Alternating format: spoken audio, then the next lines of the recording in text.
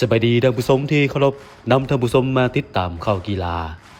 ลาวลีก2แขวงสารบัญเปิดฉากนัดมิตรปี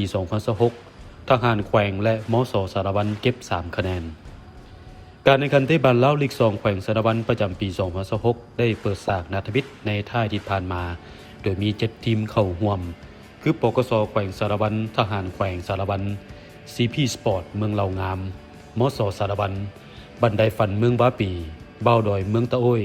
และเมืองคงเซโดนผลการแข่งขันอาทิตย์มิตรปกสแขวงเสียให้ทหารแขวง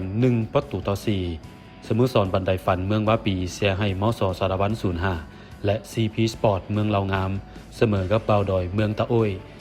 2-2ตารางการแข่งขันอาทิตย์ที่2วันที่6มิถุนายนเวลา 9 โมงทหารแขวงพบกับ CP Sport เมืองเหล่างาม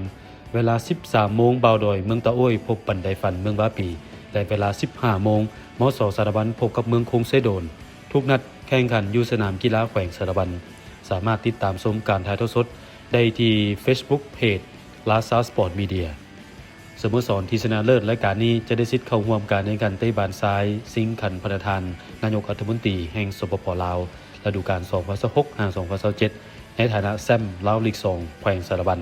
พร้อมทั้งได้รับสิทธิ์เพลย์ออฟหรือเลื่อนชั้นขึ้นลีกสูงสุดลาวลีก 1 ฤดูกาลต่อไปหากผ่านเงื่อนไข